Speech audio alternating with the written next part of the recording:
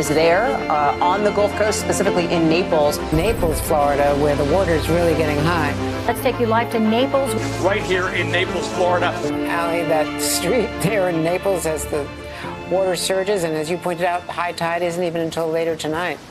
Truthfully, as a lifelong Floridian, you really still don't know how bad it's going to be until it's there. And then you see the news reports of people swimming in water, and you're looking outside, and it's a nightmare, and you're realizing the reality of what's going on. It was like a movie scene, to be honest. You see jet skis on the roads, boats on the roads, a bunch of cars. Going to site after the hurricane, it was astonishing on how much damage was here. Coming back here, walking around, it really was no joke. You didn't know it was in the water. Truthfully, there was rumors of sharks in the roads. You didn't know. There's no lights. And once we finally got some temp lighting, you could see the lines of the water on the walls. And I'm 6 feet tall, and it was up above my head, just dirt levels where you could see the water levels. Where I don't think you can describe that feeling. It's pretty unreal. So at the time of the storm, we had turned over, and the owner had already occupied about 2/3 to 3/4 of the guest rooms. And we were in our stride. We were supposed to turn over December 16th. We had this mindset, December 16th. Project's over December 16th. I'm going home a few weeks after that or a few weeks before that. Hurricane hits, and then we really had to reset our mindset. We've been working on the project for almost 18 months up until then, and there was a lot of heart, blood, sweat, and tears into it. And to know that it is not only delayed but also set back was disheartening to the team, but we knew that we were going to get over it. And when you see all that just going away, it was super hard for us. But with the team we have, right, it's a young group. We all get along. We go play beach volleyball every week on Thursday, right? So the sense of camaraderie is already there, and the sense of, all right, well, we've already built it. We can go rebuild it. It's within the realm of possible. Let's go do it. We knew that we were going to move forward, and we were going to fix it, and at the end of the day, give the client what they wanted of a brand new Ritz-Carlton hotel.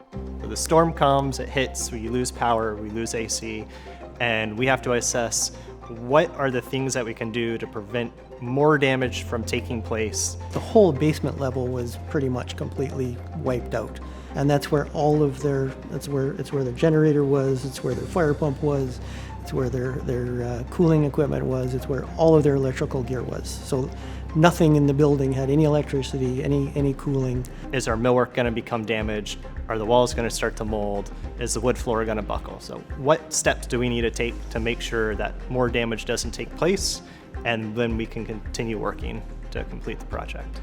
Immediately we brought in, I want to say, 3 large portable generators. We created our own temporary electrical room, and we repowered the entire resort. So moving forward, we've gotten some renovation work out at Gumbo, which is their beachside bar and tiki hut, redoing our area development. They've actually decided to redo their front entry drive, their engineering department, their entire laundry department, their whole heart of house mechanical room, all material storage, both for us as well as the hotel. Because of the flooding, we are now starting to rethink construction differently, and actually on this property are relocating their main electrical room as well as their central energy plant to the 2nd floor because it was based on the basement level and flooded.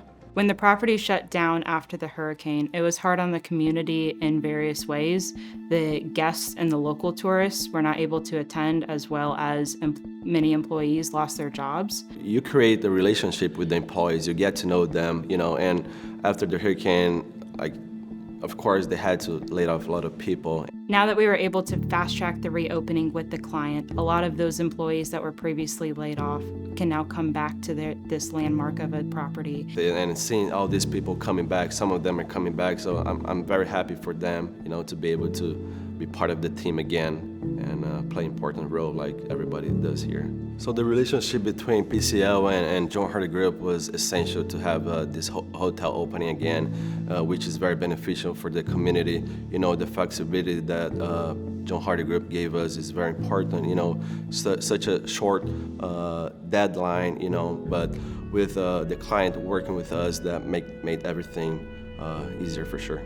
With the reopening of this hotel, it signifies that the community is back, it's been restored, it's back open for tourists and all of the guests that was previously here after the disaster of Hurricane Ian. I'm gonna be very happy to see the guests enjoying the pool, enjoying everything, and then seeing like guests coming back to the hotel is gonna be very satisfying.